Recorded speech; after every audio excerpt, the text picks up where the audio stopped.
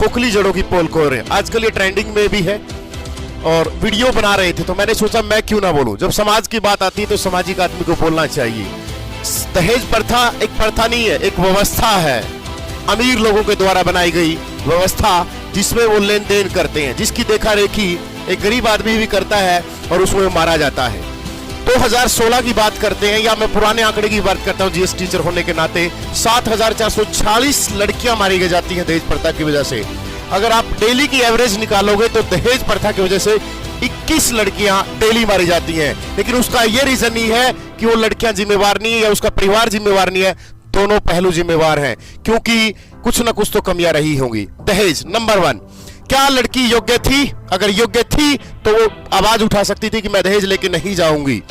दूसरी बात, क्या लड़की के घर वाले मना नहीं कर सकते थे हम इससे शादी नहीं करेंगे? उसने कुछ न कुछ देख के, घर वालों ने देख के कुछ तय किया होगा कि ये जॉब पे है, इसके पास पैसा है, इसके पास जमीन है, इसके पास प्रॉपर्टी है, ये देख के अपने लालच में उससे शादी की थी, तब जाके दहेज दिया था। तीसरा पहलू, क्या उस इंसान के बैकग्राउंड के बारे में नहीं पता था कि वो ऐसा है कि ऐसे बिहेव करेगा, समाज में ऐसा होगा?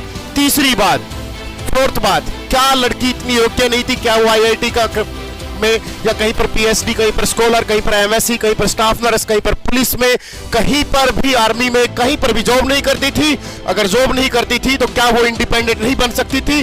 क्योंकि जब उसको पढ़ने के लिए भेजा गया तो वो गलत कामों में इन्वॉल्व हो गई। इसके लिए वो भी जिम्मेवार है, क्योंकि पढ़ी लिखी लड़कियां अपने आप को इंडिपेंडेंट घोषित करके अपनी मर्जी से शादी करती हैं, और वो दी बेस्ट भी होता है, उसके लिए कोई मनाही नहीं, चाहे वो लव मैरिज हो चाहे अरेंज मैरिज हो। और वो अपने छाती ठोक के बोलेगी कि मैं दहेज नहीं लूंगी और मैं दहेज लेके नहीं जाऊंगी। अगली बात, फिफ्थ, लड़कियां हमेशा दिखावे के लिए दहेज लेके जाती हैं।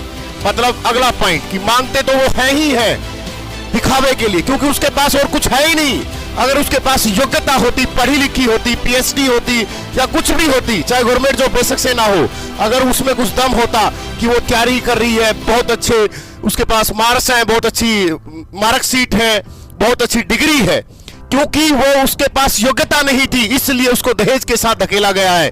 अगला पॉइंट नंबर 6, क्या ये व्यवस्था अभी की बनी हुई है? आज से नहीं, 1960 में दहेज के प्रति एक नियम लाया गया था। तब भी लोगों ने सोचा था कि दहेज रुक जाएगा, दहेज नहीं रुकेगा। आने वाली पीढ़ियां इसका शिकार होंगी जब तक दिखावा नहीं होता रहेगा। दिखावे की भेंट में और बहुत सारे पहलुओं पर इन पर चर्चा होनी चाहिए खुल के, क्योंकि आज संसार में हमेशा से ही रहा है, जो बकलोल लोग होते हैं या जिनको कुछ नहीं होता, जिनको सामाजिक ताने बाने से कोई मतलब नहीं है, किसी भी तरीके से नंगा नाच करके अपना को फेमस करना, ऐसे लोगों की संख्या ज्यादा है। और जो चुप रहने वाले लोग हैं या जो सभ्य लोग हैं, वो सामाजिक मुद्दों पर चुप रहते हैं, क्योंकि उनको पता है कि हम बोलेंगे तो वो लोग क्रिटिसाइज करेंगे। क्योंकि जब भी किसी इस देश में ऐसी व्यवस्थाएं रही हैं कि एक मौत पर ज्यादा लोग भीग जाते हैं, वहां पर देश की बड़ी बड़ी पार्टियों के लीडर चले जाते हैं, क्योंकि वहां पर वोट बैंक है। और एक देश का शहीद फौजी, उसके घर कोई भी नहीं आता, क्योंकि वहां पर कोई वोट बैंक नहीं है। तो ऐसी व्यवस्था को सुधारने के लिए जो लोग चुप रहते, उनको आगे आना होगा, उनको व्यवस्थाओं को देखना होगा कि कैसी व्यवस्थाएं हैं। क्या ये लोग चोर नहीं है, जो मौत में भी अपने आंकड़े देखते हैं कि यहाँ पर वोट 100 है, यहाँ पर 1 लाख वोट हैं? तो ऐसी व्यवस्थाओं के, उन्हीं व्यवस्थाओं में एक व्यवस्था है दहेज प्रथा। मुझे नहीं पता कि महेंद्रगढ़ में कौन था, किस तरीके से मामला चल रहा था, बट मैंने जैसे ही एक सर की वीडियो देखी, तो बीके सर की, तो मुझे लगा कि मैं भी बोलूं, क्योंकि हम क्यों ना बोले, क्योंकि हम भी टीचर्स हैं। और मैं हमेशा से रहा है, जैसा भी मैं पढ़ाता हूं, जैसा भी मेरा कंटेंट है, बट मैं एक बात हमेशा बोलता हूं कि आप, क्योंकि बच्चे बोलेंगे कि आप, कुछ बहुत होते हैं नेगेटिव लोग भी जो किस तरीके से क्रिटिसाइज करते हैं टीचर को, बट हमेशा मैंने मेरे बच्चों को एक ही बात बोली है कि दहेज लेके शादी नहीं करनी है, क्योंकि ऐसे लोग, आप बिकाऊ थोड़े हो।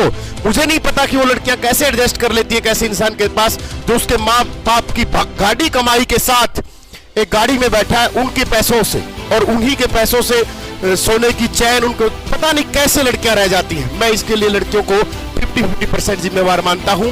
मैं किसी भी एक पहलू को लेकर नहीं चलता, जितने भी पहलू हैं मैंने डिस्कस किए हैं। कुछ ज्यादा फ्लो में बोल गया हो तो सॉरी, बट सामाजिक ये सच्चाई है कि व्यवस्था बनाई गई है अमीर लोगों के द्वारा। 15 साल तक कर्जे में डूबा रहता है माता पिता कि दहेज लेके वो चली जाती है। अगर लड़की पढ़ी लिखी हो, योग्य बन जाए, तो मजाल है कि उसको दहेज मांग ले। कैसे उसकी हिम्मत होगी किसी लड़की को कूड़े का करकट या किसी तरीके से कोई वर्ड यूज कर ले, या कैसे कोई किसी लड़की को बोल सकता है? क्योंकि लैंगिकता के आधार पर मानव जाति दो है, तो दोनों समान है। फिर ये अंतर क्यों कि वो पैसे लेके आएगी, तू पैसे लेगा?